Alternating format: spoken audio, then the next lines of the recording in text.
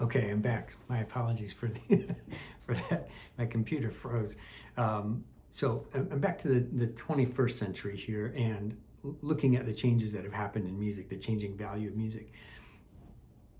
After recordings became commonplace, one of the things that changed in the 20th century is streaming or live stream.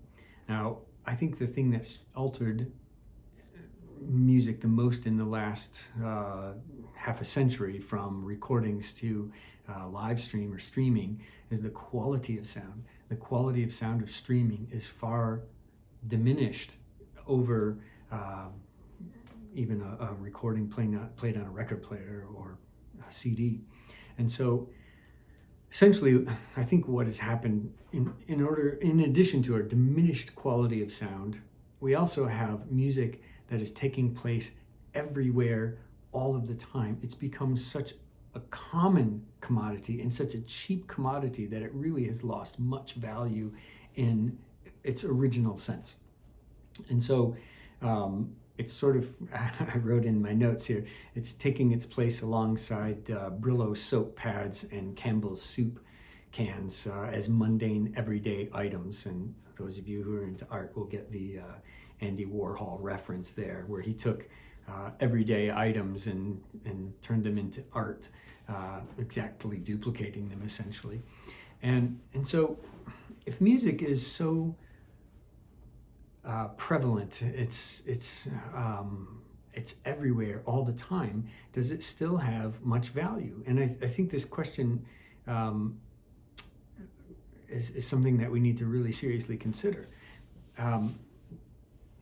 I would say that before I go there, let me just say one last thing, that music's economic and entertainment value has changed over time and actually greatly increased. But its artistic value, its beauty, for the most part, has diminished. And that'll be one of the main points of my argument, is that I believe that its artistic value and its beauty has become diminished over time. And that to me is unfortunate.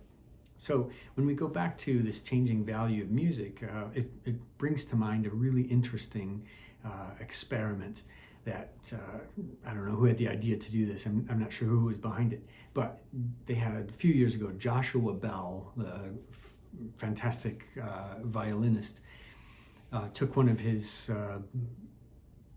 priceless Stradivarius violins down into the subways in New York City and performed.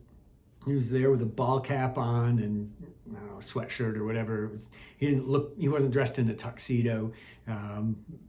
He just stood there in the subway playing this Stradivarius violin, looked like he was busking and playing this incredibly beautiful music. And people walked by, very few people paid attention. Few people threw some coins at him or whatever. Some people took pictures and kept on going. Nobody really knew who he was. They didn't really care. And so it brings up a very important point. If we're trying to play art music in the wrong space, maybe it doesn't work. Nobody seemed to really care that it was a great performer playing on a priceless, valuable instrument, playing some of the most beautiful music ever written. It just didn't seem to matter because the environment was all wrong. So I think that tells us a lot about the changing value of music when it's played through earbuds on an MP3 sound file while you're running or doing housework or homework or whatever. Is it as valuable? Does it have as much value as it used to have? So, big question there.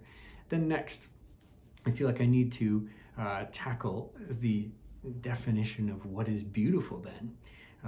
If I keep talking about this diminishing quality of beauty, well, what is beauty? Now, this is, for me, was the most difficult thing to define and to really put into words. I'll give you some of the great philosophers' viewpoints first, and then I'll try to chime in with my own. First off, I will say that over the last several thousand years, there are many of the great philosophers have taken a crack at what is beauty, trying to define it, and it's changed over time. Early on, I think the question was whether or not beauty is subjective or objective? Does beauty have a certain set of inherent qualities that can be seen or measured, let's say? Or is beauty in the eye of the beholder, where the only thing that matters is the experience of the observer? So if I say that this face mask dangling from my thumb is beautiful, therefore it is, because that is my experience. That's one viewpoint. That's a subjective viewpoint. Whereas someone else might argue that no, it doesn't, it's not beautiful because its inherent qualities are not great. It doesn't have a wonderful shape. It doesn't have other things. All right.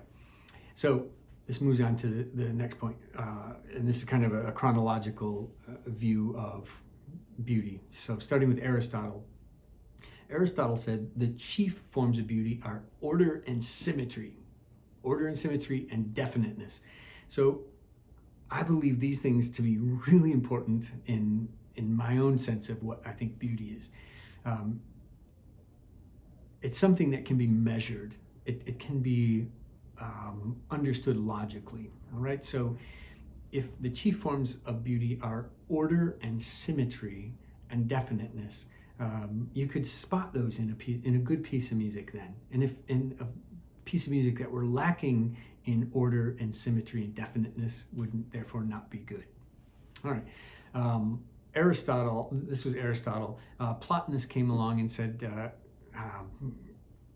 basically that all beauty has to come by communion in ideal form. So he's kind of tagging on to what Aristotle said, in that it's form, it's structure that's really important, and that anything that lacks pattern and form, it remains outside of reason and idea, is ugly. So ugly as the very isolation from the divine thought, he said. And it's something that has not been entirely mastered by pattern. In other words, it's lacking pattern, structure, form, and order, which is basically what Aristotle said it had. Later on, a few centuries later, Augustine said, all things are things beautiful because they give delight? Or do they give delight because they're beautiful? This is asking, is it in the eye of the beholder? Or does the form itself have beauty? He believes that things are beautiful because they have a beautiful form, essentially. He doesn't believe it's in the eye of the beholder. Then it brings us to the classical conception of beauty, which is an arrangement of integral parts into a coherent whole. And this is something I want you to latch onto, and I believe it's the crux of what I'm trying to say about beauty. So it's the arrangement of integral parts, individual integral parts, into a coherent whole, according to proportion, harmony, symmetry, and similar notions. All right, that's the classical view of what beauty is. So to be beautiful, a living creature and every whole made up of parts must present a certain order in its arrangement of parts. That was Aristotle. Okay. I know this is getting heavy, but we're getting through it. Hopefully you're hanging in there. You're not too bored yet. So let me quickly get through a few more of these here, and we'll finish up our discussion of what I think beauty is. Moving on into the 18th century, the German philosopher Kant says, if beauty is completely relative to individual experiencers, it ceases to be a paramount value, because beauty is in the eye of the beholder. So, for instance, I could say as a parent, my first grader's finger painting is beautiful. It is as beautiful as that Rembrandt painting over there because I like it. Therefore, it is beautiful. And so he's basically struggling with the idea of whether or not beauty is in the eye of the beholder or whether it has value in and of itself. And then in the 19th century, something that changed is that people started to look at beauty and equate it with pleasure. So pleasure became an aspect of beauty and its value. And so that became something that was common. So if it doesn't bring pleasure or brings displeasure, it cannot be beautiful.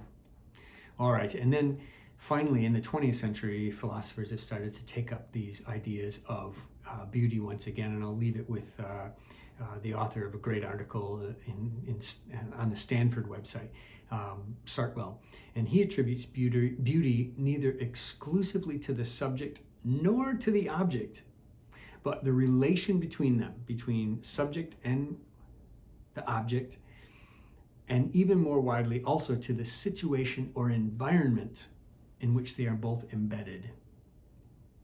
Think about that for a moment, and we'll come back on our next one. So let me recap that last little part.